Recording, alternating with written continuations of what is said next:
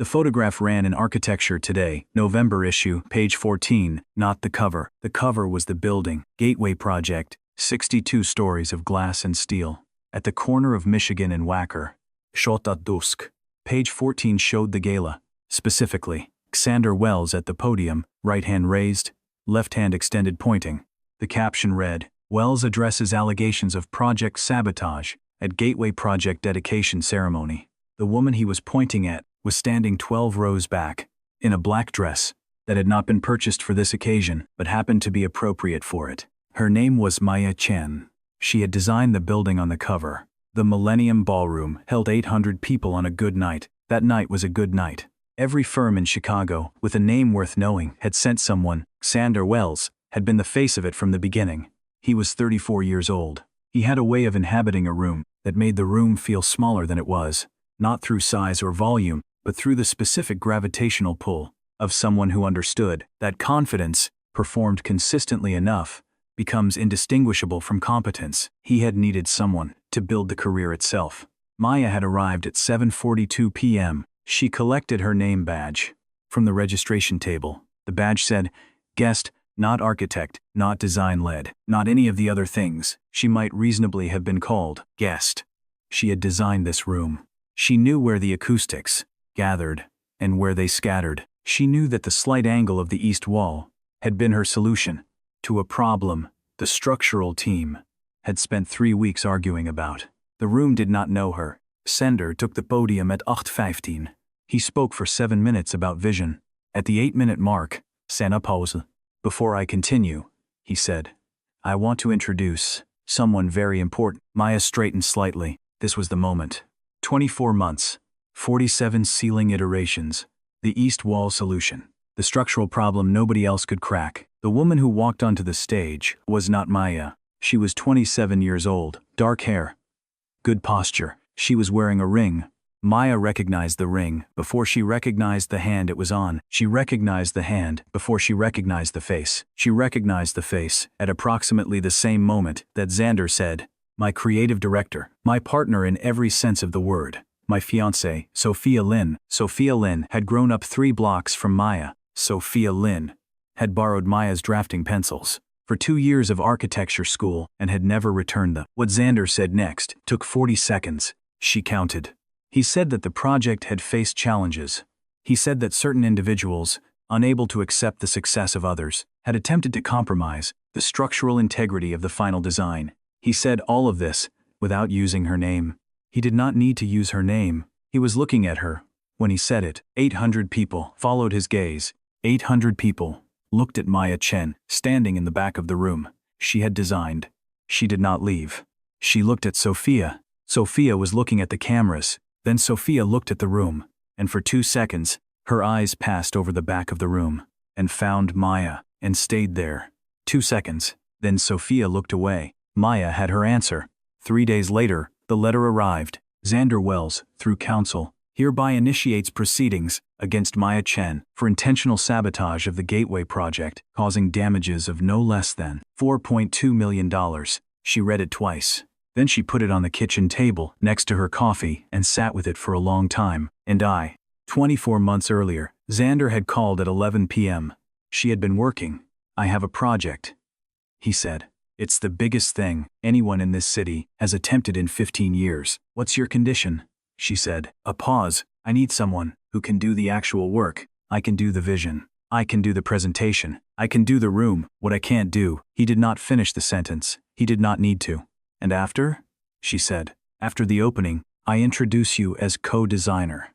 Full credit. I get you in front of Blackwood Group. One introduction to those people, and you can run your own practice. Within 2 years. I promise you that. She had held the phone and looked at her apartment, the drafting table, the models, the 300 square feet of a person who was very good at something and had not yet found the room for it. She thought about whether to ask for it in writing. She decided not to. She said yes. The next 20 months were the work. She solved the load-bearing problem on the east elevation in week 3. She chose the glass. She argued for the ceiling. She drove to the site on Saturday mornings to walk the floors as they went up. Xander attended presentations. He shook hands. He accepted compliments. Month 20. Maya came to the site at 7 a.m. on a Tuesday. On the way down, at the 20th floor, the elevator stopped for a man getting on. He was wearing a yellow protective suit, the kind issued to inspectors and site visitors who did not have their own equipment. The suit was too large for him. There was concrete dust on the left shoulder. He was sitting on a supply crate, with his head slightly forward and his color very wrong. Maya had been hypoglycemic twice in her 20s. She recognized the specific quality of someone whose blood sugar had gone somewhere it should not have gone. She had glucose tablets in her jacket pocket. She held them out. He took the tablets. He ate them. He said nothing for 2 minutes. Then he said, "Thank you. Do you need me to call someone?" "No," he said. "It passes." She stayed. He straightened. He looked at the drawings she was carrying, the floor plan of the 21st floor, annotated in her handwriting, red pen for corrections, blue for questions. "May I?" he said. She handed them to him. He looked at them for longer than a building inspector typically looks at floor plans. This corner solution, the way the load transfers through the secondary beam. Whose idea was this? "Mine," she said. He nodded. Not the nod of someone who has received an answer, the nod of someone who has confirmed something they already suspected. He reached into his jacket. He took out a small notebook. He made a note. She assumed he was writing whatever building inspectors write when they examine a structural detail. He was not writing that. "Good work," he said. She took the drawings. The elevator arrived. She held the door. He got in. They rode down in silence. At the ground floor, he got out first. She watched him go, the yellow protective suit, too large, concrete dust on the left shoulder, and thought, building inspector, probably from the city. She did not see him again for 6 months. The subpoena arrived on a Thursday. She called 3 law firms. The first quoted a retainer of $90,000. The second did not call back. The third had a paralegal explain, gently and thoroughly, that a case of this nature would require a level of representation that began at $75,000 and would almost certainly go higher. She had $11,000 in her account. 5 days before the hearing, a woman came to her apartment. The woman handed her a card. Lena Park. Legal Affairs. Blackwood Group. "Mr. Blackwood would like to speak with you," Lena Park said. "Not today." "At the hearing." "Why not today?" "Because what he has to say is better said in a room where it cannot be misrepresented afterward." "Who is Mr. Blackwood?" she said. Lena Park looked at her for a moment. "You've met him," she said. She left before Maya could ask anything else. "And I." Courtroom 14, Cook County Circuit Court. The room was smaller than she had expected. She sat at the defendant's table with a court-appointed attorney named Gerald Marsh, who had reviewed her file for the first time that morning on the train. Across the room, Sanders' legal team occupied their table with the particular ease of people who know the dimensions of a fight before it begins. Behind the bar, in the gallery, Sophia was sitting in the 3rd row. She was wearing a gray coat. The ring was not on her finger. Maya looked at her once. Sophia was looking at the back of Xander's head. The proceedings began at 9 a.m. Xander's lead attorney walked through the technical report, methodically, the alleged structural anomalies, the timeline of their introduction, the corrective measures taken by the Wells design team. Maya listened it. She knew every page. She knew the anomaly on page 12, a load calculation discrepancy in the east elevation detail, because she had identified it in month 17 and had sent 3 emails to the Wells team documenting the correction. Those emails were in her apartment. They were not in the courtroom. Sophia stood up at 9:47. Not during a break, not at a designated moment. Simply stood, the way people stand when they have been sitting, with something long enough that sitting becomes impossible. "I need to say something," she said. The judge looked at Sophia over her glasses. "She's my cousin," Maya said. The room went quiet. In the specific way rooms go quiet when the information has just changed. Sophia spoke for 4 minutes. She said, "Sana had told her, in month 3 of the project, that Maya was doing the design work, and that this was temporary, that after the opening, Maya would be credited." She said, she had believed him. She said, she had believed him, because she wanted the other thing he was offering, and believing him made it possible to take those things without examining what they cost. She said, she was not asking Maya to forgive her. She said, she was saying this because the alternative was sitting in this room and watching something happen that she had helped cause and doing nothing, and she had already done that once, on a stage, in a ballroom, and she did not think she could do it again. Then she sat down. The door at the back of the courtroom opened at 10:04. Maya heard it. The room changed. Not dramatically, not the way rooms change in the movies. It changed the way rooms change. When someone walks in who alters the specific gravity of the space. She turned. He was wearing a suit, gray. Well made. He was carrying a leather portfolio. He walked to the front of the gallery and said something to the clerk. He walked through the bar. He sat down at an empty chair at the table to Maya's left. She looked at him. He was looking at the judge.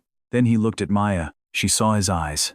She had last seen those eyes on the 20th floor of a building that was not yet finished, in a too large yellow suit, with concrete dust on the left shoulder, eating glucose tablets from her jacket pocket. He nodded once. Small. Brief, the nod of someone who has been waiting to be in this room and is now in it. His attorney spoke first. Your Honor, my name is James Carver, representing Arthur Blackwood, chairman of Blackwood Group, the primary investment entity behind the Gateway project. Mr. Blackwood requests permission to address the court as a material witness to the events in question. Xander Wells had turned in his chair. He was looking at Arthur with the expression of someone who is running a calculation and is arriving, for the first time, at a number they had not accounted for. Arthur stood. He placed the leather portfolio on the table. He opened it. He removed a stack of documents, clean, ordered, the specific organization of someone who has been preparing for a specific moment, for a specific amount of time. Your Honor, he said, I am going to submit 23 documents to this court. Each document is a set of notes from a technical review session conducted at the Gateway Project construction site between March and August of this year. He paused. Each document bears 2 signatures. Mina. He turned to look at Maya and the signature of the architect who designed the Gateway Project. Not the architect of record, the architect who designed it. He looked at the court. That person is Maya Chen. She is currently sitting at the defendant's table. If it pleases the court, she should be sitting somewhere else. The silence lasted 4 seconds. Maya counted. She had counted. When Xander spoke at the gala, the 40 seconds that had changed her life, and she was counting now. She looked at the table in front of her, the wood grain of it, the specific texture of a surface that had held many hands before hers, and she breathed, and I. The recess lasted 3 hours. Maya spent most of it in a small room off the main corridor. She sat in the room and looked at the window, a narrow rectangle that showed a specific piece of Chicago sky, gray and flat, the sky of a city in November that has accepted what November requires.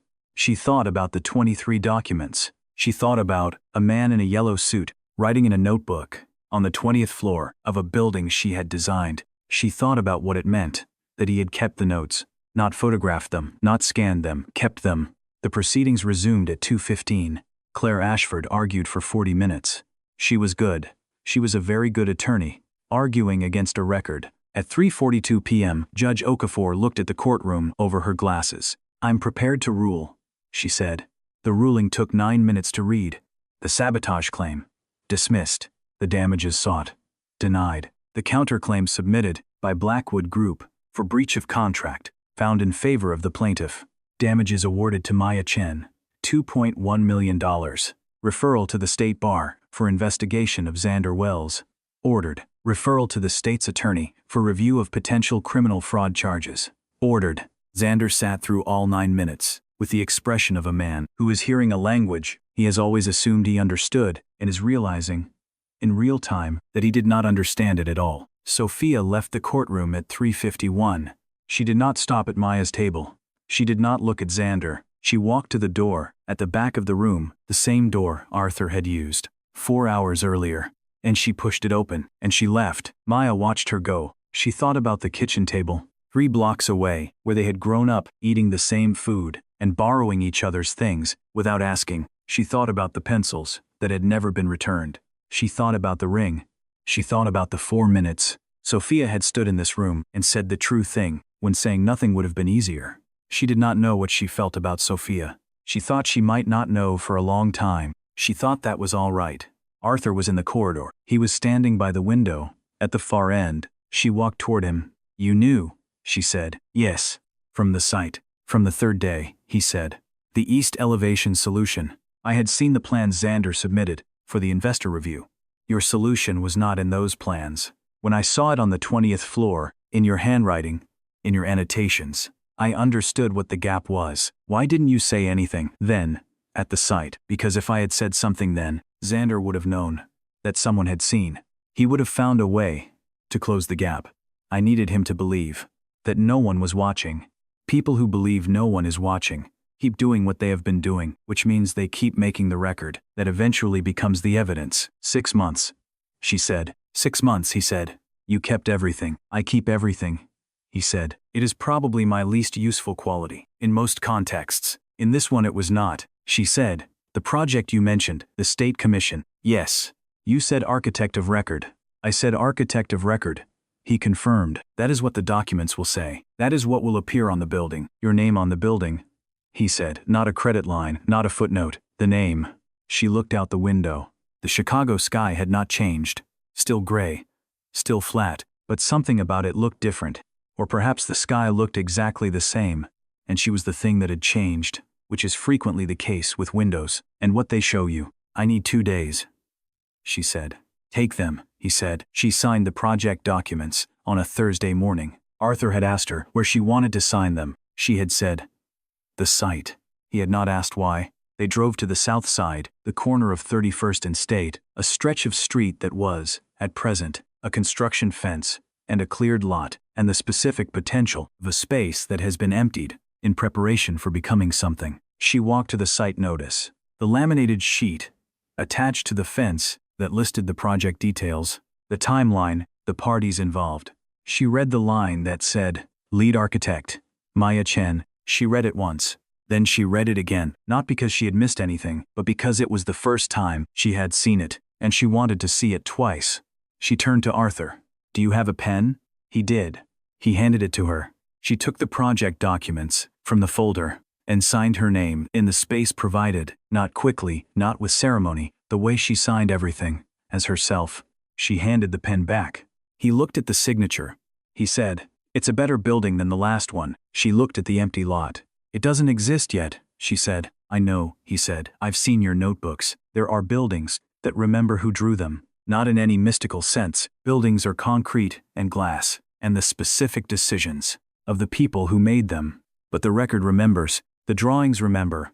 The annotations in the margins of floor plans at 2 a.m. on a Tuesday remember. The notebooks that a man in a yellow suit kept in a filing cabinet for 6 months remember. Maya Chen had spent 2 years building something that did not have her name on it. She had believed a promise that was not written down. And then the room knew, not because justice is inevitable, it is not, but because one person had been watching when no one was supposed to be watching, and had kept what he had seen, and had walked into a room at the right moment and told the truth. Has anyone ever told the truth for you? In a room, at the right moment, when you couldn't tell it yourself? I want to know what that felt like. I'll see you next week.